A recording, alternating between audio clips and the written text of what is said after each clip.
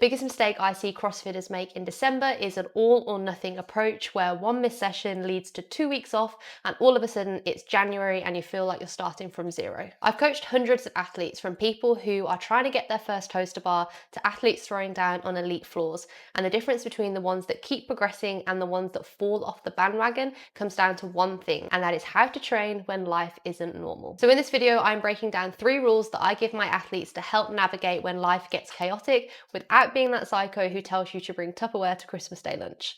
Let's get into it. How to maintain or even build momentum when life isn't normal. My best piece of advice here, I know it sounds really obvious, but is to focus on things that you enjoy. Because if you're turning up to the gym to do things that you generally really want to be there to do, you're way more likely to adhere to it in times where things are busy and there's lots of other exciting things going on.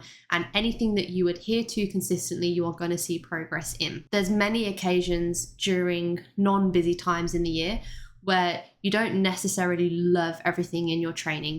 You're working on things that you're not so good at, you're trying to improve things that you struggle with, and often sessions are difficult, you can get frustrated with things, and this adversity that you have to overcome is just a part of training. However, when you're in a period of holidays, or it's Christmas or it's Easter and there's lots of better things going on that you would way rather be doing, having those really big obstacles that you have to overcome to turn up to your training can be such a barrier that you don't do anything at all. So for example, I really hate running, and there are periods in the year where I just push through and I do it because I want to improve at it. But when it comes to holiday periods, Christmas periods, when I've got family visiting, I know I'm not going to do it, so I don't even put the pressure on myself and I take it out of my schedule.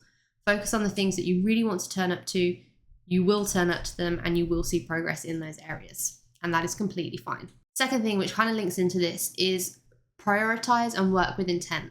It's very possible that your training schedule is going to reduce somewhat during busy times. So athletes that normally train 4 days a week might reduce down to 2, or 2 days a week might reduce down to 1. And there's no problem with reducing a schedule.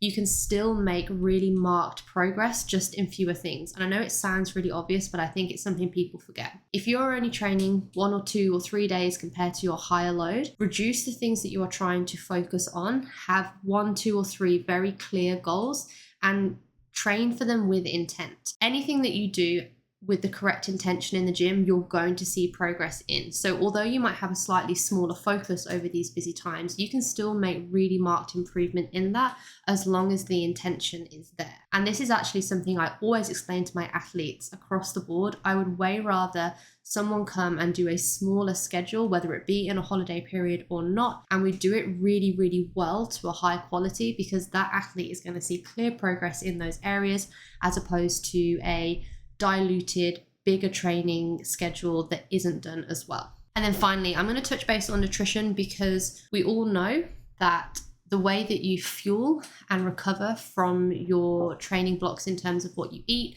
directly affects your training performance, how quickly you're going to adapt to a stimulus, how you're going to feel in yourself, and also your body composition. And these are all things that are generally important to all of us. Now, there are definitely some people who, through a period like Christmas, for example, don't really care too much if they lose some strength, lose some fitness, and gain some body fat, and in January they're happy just to deal with that, and that's absolutely fine.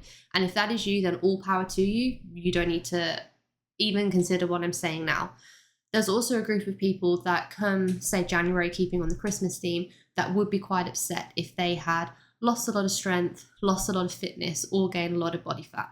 And this is who I'm really speaking to in this next slide. My biggest advice here is to choose the events that you want to blow out for and really enjoy yourself there, because it's very important that you do that, but then also know in advance which events you're not going to do that for. So again, keeping with the Christmas theme, if I look at my schedule this December, there are so many social events that I have going on that I could easily just eat and drink galore at all of them. I could take those days off training, and in January I'd be in a horrible position that personally I don't want to be in. So what I've done instead is I've chosen the events in my calendar that I am just going to gorge. I'm going to eat, I'm going to drink, I'm not going to care. I might take the next day off training, and so be it, because I want to have a really good time with my friends. And I've also identified the events in my calendar where I actually just don't really care that much about. They're in there more just because it's December, not because it's something that I would naturally do. And those are the events where I'm going to be eating healthily, probably not drinking alcohol, and training as normal around it. So if you do really care about these things, having a good balance and knowing in advance which ones you're going to go wild for and which ones you're not can really help here as well. Nice and short today, that summarizes how to maintain or even build momentum when life isn't normal. And if you are watching this at Christmas time, then I hope you have a lovely Christmas and New Year.